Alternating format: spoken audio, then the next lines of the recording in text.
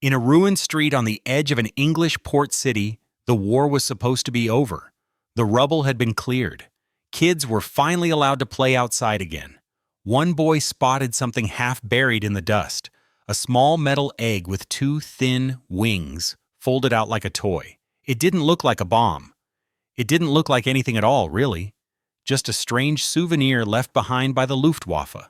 He nudged it with his boot. All over Europe, in fields, in orchards, in back gardens, moments like that went one of two ways. Sometimes nothing happened.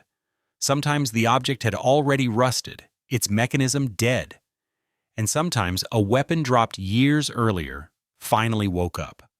Because what that boy had kicked wasn't a toy. It was part of one of the first true cluster munitions in history. The German SD-2 butterfly bomb, a 2-kilogram bomblet designed not just to wound soldiers, but to sit around and wait and kill whoever found it next.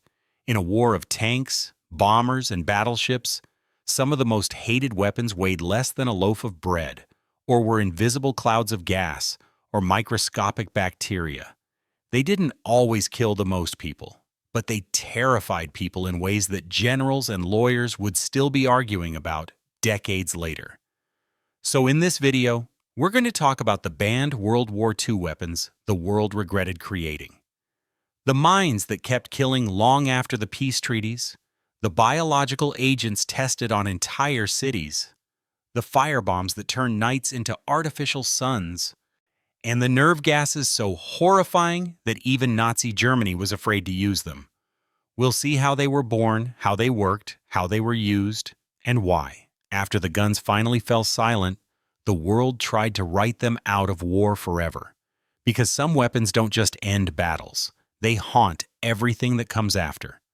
Let's start on the ground, with something deceptively simple: the mine that jumps. By the mid-1930s, German military engineers had a problem. They wanted a way to stop infantry, not tanks, not trucks, but people on foot, moving through open ground. Traditional anti-personnel mines exploded at ankle level, brutal, but limited. Shrapnel mostly went up into the air or down into the ground. The solution was disturbingly clever. What the S-mine, the shrapnel mine, looked like a plain steel cylinder buried almost completely below the surface, with only a small metal prong or cap showing above the soil.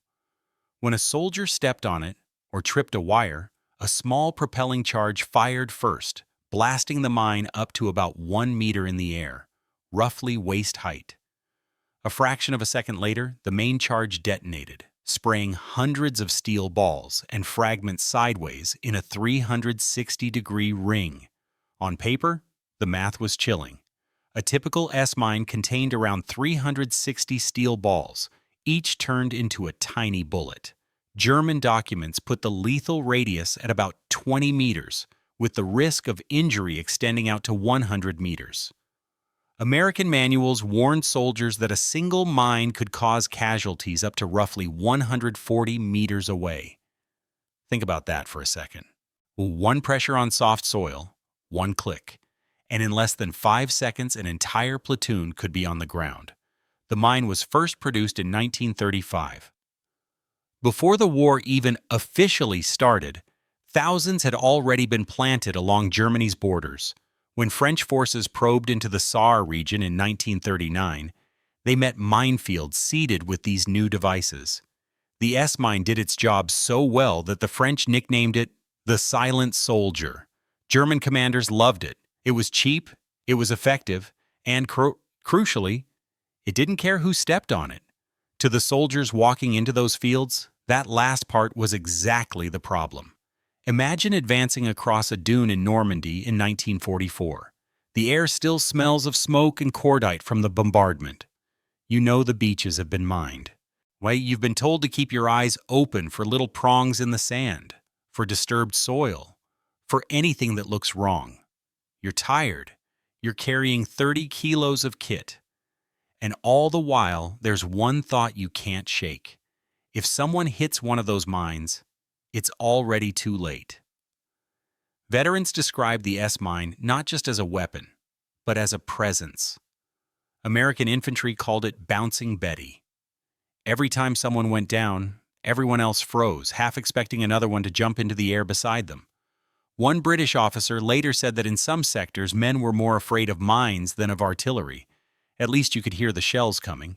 By 1945, Germany had produced nearly 2 million S-mines. Many were cleared after the war, many weren't. And that brings us back to the butterfly.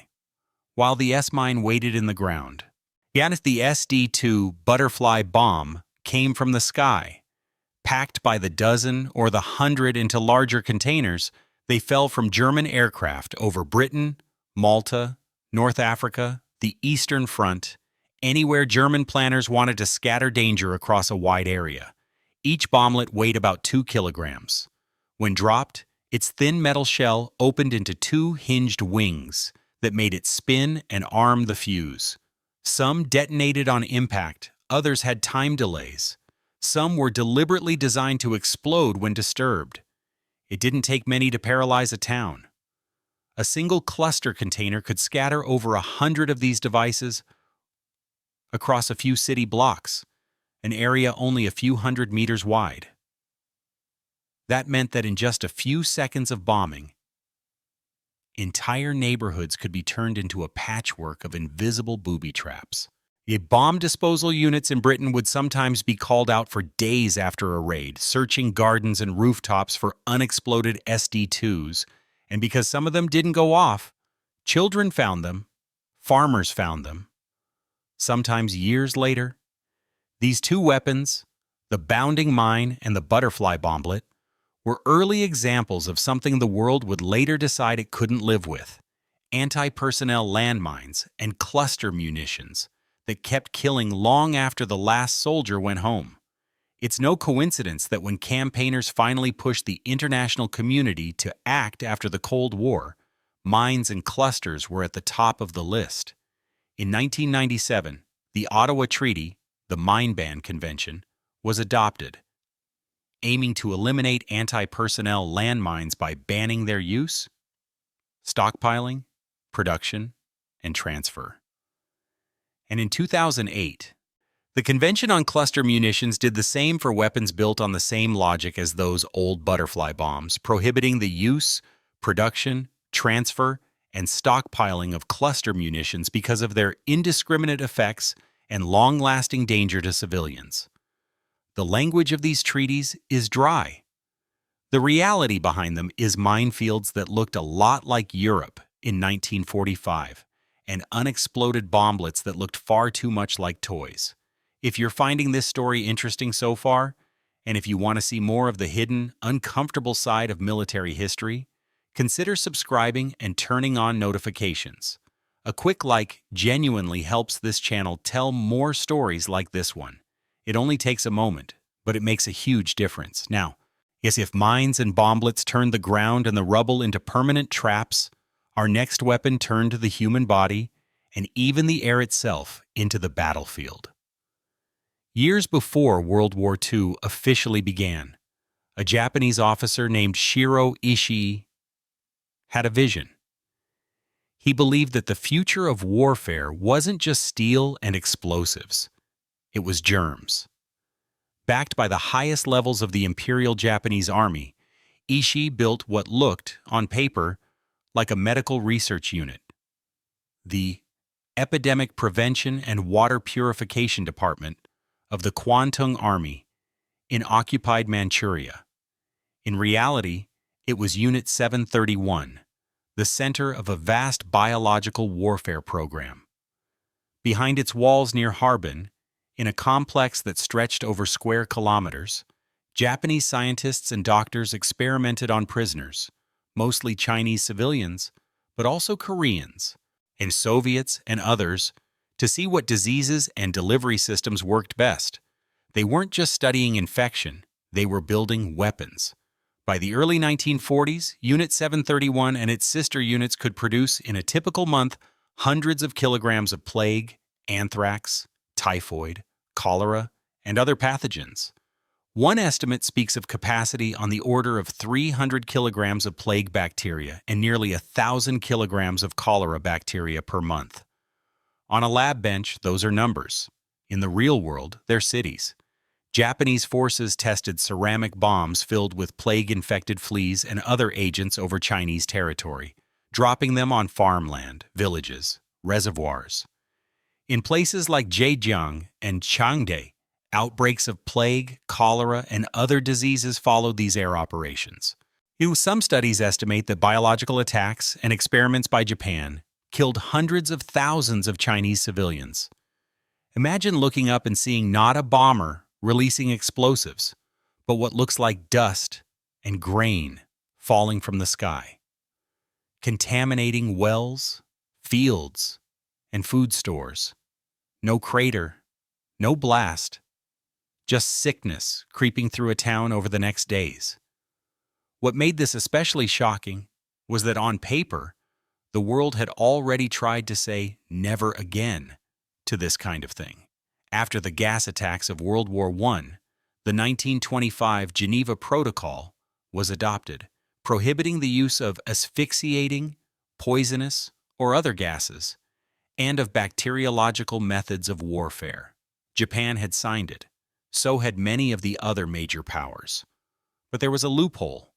The protocol banned use, not development. Yeah, they didn't forbid stockpiling or research, and it didn't come with a strong verification system. So research programs like Unit 731 could grow in the shadows, technically within the letter of the law, as long as the weapons weren't acknowledged or openly used.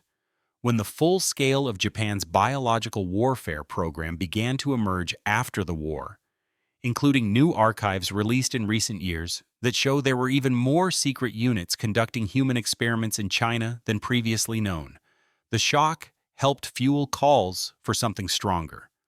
The result, decades later, was the 1972 Biological Weapons Convention, the first treaty to ban an entire category of weapons of mass destruction by prohibiting the development, production, stockpiling, and acquisition of biological and toxin weapons altogether. It's hard to overstate the moral revulsion that drove that treaty. If a minefield makes land unlivable, a weaponized pathogen threatens to make people themselves unlivable to one another, turning the basic act of breathing, drinking, or helping the sick into a risk. And that idea, that line that shouldn't be crossed, shows up again in our next story. Because while Japan was building biological weapons in Manchuria, German scientists in a different kind of laboratory had stumbled on something else. Something that attacked the nervous system itself. In 1936, a German chemist named Gerhard Schrader was working for the giant conglomerate IG Farben, trying to develop better insecticides. Organophosphates, a class of chemicals that interfered with nerve signals, looked promising. One of the compounds his team synthesized was extraordinarily effective, too effective. A few small drops could kill insects instantly. It could also kill humans. Fast. The compound would later be named Tabun, from the German word taboo, and it became the first of the modern nerve agents. Tabun works by blocking an enzyme called acetylcholinesterase, which is responsible for breaking down a neurotransmitter that tells muscles when to contract. When the enzyme is blocked, the signal doesn't stop. Muscles seize and stay locked. Victims convulse, lose control of bodily functions, and eventually suffocate when their diaphragm and other respiratory muscles can't move anymore. This is not a more efficient bullet. This is the body turning against itself. In Nazi Germany quickly realized the military potential of what Schrader had found. A massive facility was built at Die Herrenfurth to produce Tabun on an industrial scale. By the end of the war, Germany had manufactured over 12,000 tons of the agent and filled artillery shells and aerial bombs with it. On some level, the logic is simple math again.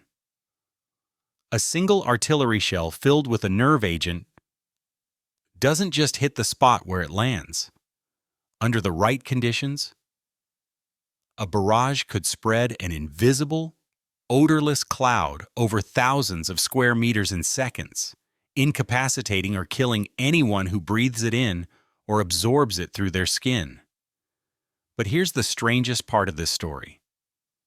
In World War II, Germany never used its nerve agents on the battlefield.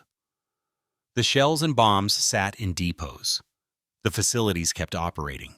But as far as we know, they were never fired in anger against Allied troops. Why? Historians still debate the details, but the basic reason seems to be fear. German intelligence believed, incorrectly, that the Allies might also have similar weapons and could retaliate in kind. And the shadow of World War I gas warfare still hung over the generals' minds. A tit-for-tat spiral of gas attacks in the open fields of Europe was a nightmare none of them wanted to be responsible for. So these weapons hovered over the war like a ghost, never fully materializing. They wouldn't stay in the dark forever. After 1945, both the United States and the Soviet Union captured German stocks and research and went on to develop entire families of nerve agents, including sarin, soman, and VX, that would become symbols of the worst kind of chemical warfare in the Cold War and beyond. By the late 20th century, the world tried once again to pull a line in the sand. The Chemical Weapons Convention, building on the old Geneva Protocol, doesn't just ban the use of chemical weapons. It bans their development, production, and stockpiling, and requires declared stocks, including nerve agents like Tabun, to be destroyed under international supervision. If Unit 731 showed how far people would go in experimenting on the vulnerable, and Tabun showed how close we came to making nerve gas a normal part of artillery doctrine, our next weapon shows something else. How easy it is to turn the entire sky into a weapon against civilians.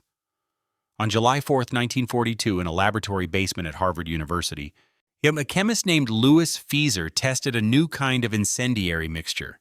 The idea wasn't complicated. If you take gasoline and thicken it into a sticky gel, it doesn't just burn. It clings. It crawls.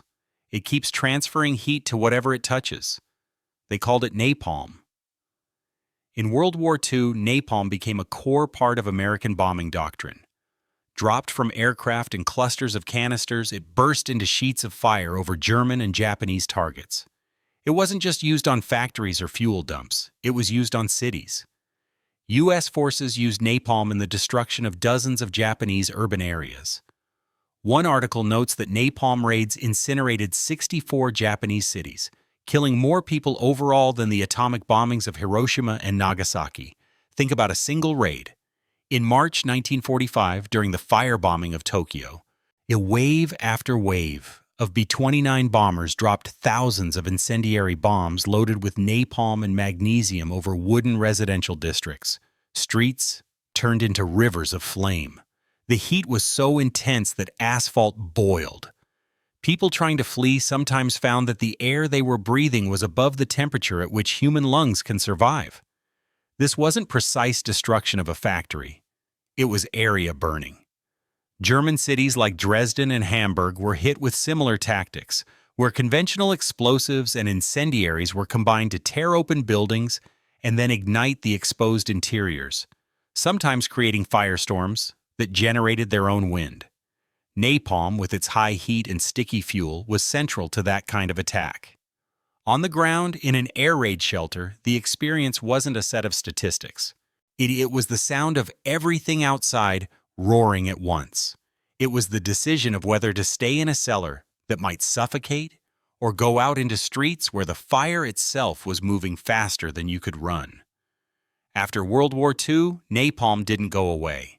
It was used again in conflicts like Korea and Vietnam, where some of the most iconic images of civilian suffering in war, like children running burned and screaming down a road, are directly tied to napalm attacks. Over time, the sheer horror of those images forced a question.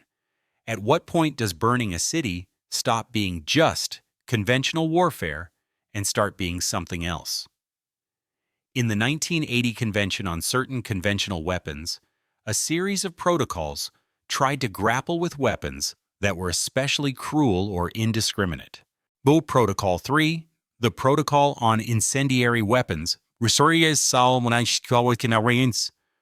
the use of incendiaries like napalm, particularly against civilian populations and in air attacks on military targets inside concentrations of civilians.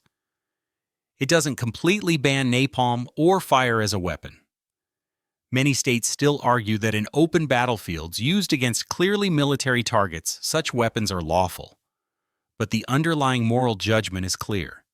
There is something about turning entire neighborhoods into experiments in thermal physics that feels fundamentally wrong, even in war. So we've looked at mines and bomblets that linger in the soil, germs and fleas turned into weapons, nerve gases that attack the nervous system, and fire that wipes out entire cities. There's a pattern here. In each case, the problem wasn't just this kills people. All weapons do that. The problem was how and when and for how long. Mines like the S-mine were hated because they made the act of walking dangerous for years after the ceasefire. Their victims were as likely to be farmers and children as soldiers. That logic is what pushed the world to adopt the Ottawa Treaty against anti-personnel landmines. Even though to this day, not every country has joined it, and some are now withdrawing under pressure of new security threats. Cluster munitions, like the butterfly bomb's descendants, scatter explosives that can fail to detonate and lie hidden for decades. It took generations of injuries and deaths in countries from Laos to Lebanon to build enough momentum for the Convention on Cluster Munitions to exist. On biological programs like Unit 731 shocked the conscience because they turned entire populations, prisoners, villagers, into unwilling test subjects for diseases that don't respect uniforms. They blurred the line between combat and atrocity. That legacy is one reason the Biological Weapons Convention is one of the most universally supported arms control treaties in the world. Chemical weapons, from the chlorine clouds of World War I to the nerve agents developed on the eve of World War II, feel like a betrayal of something basic, that there should be a difference between a battlefield and a gas chamber. The Geneva Protocol and later the Chemical Weapons Convention are, at their core, attempts to enforce that difference. And incendiaries like napalm force us to ask whether obliterating whole cities, not because of who they are, but because they are there, attached to a war economy, crosses a line between fighting an enemy and punishing a population. That's the dilemma that Protocol 3 on incendiary weapons tried to address.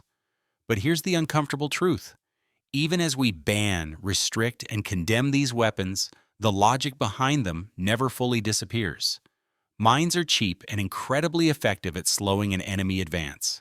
Cluster munitions can saturate a target area faster than almost anything else.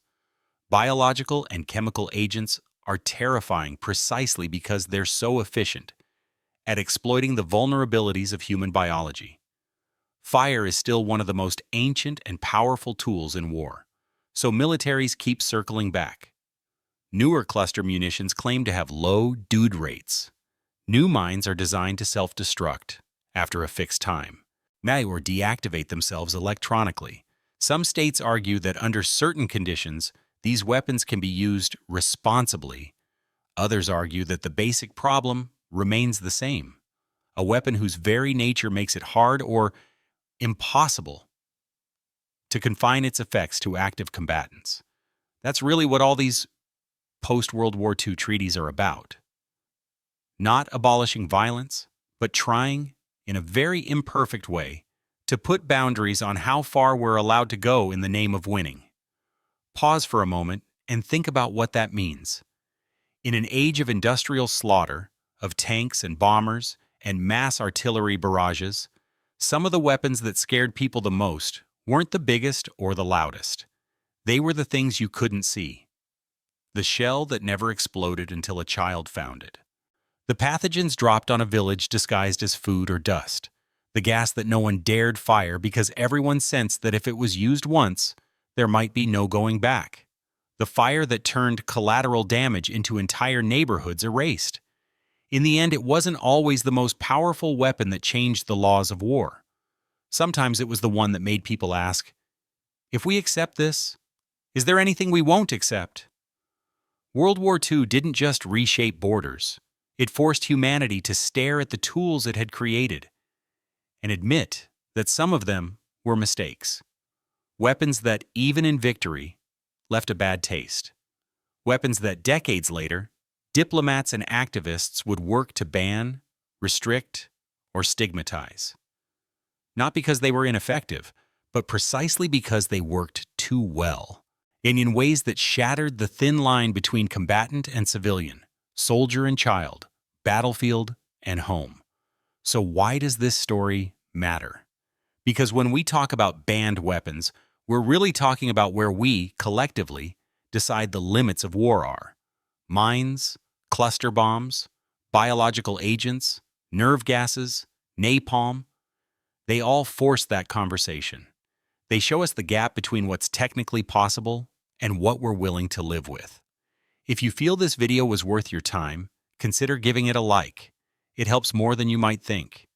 And if you'd like to hear more stories like this, the strange, dark corners of military history that people tried to bury or forget, subscribe and ring the bell so you don't miss what comes next.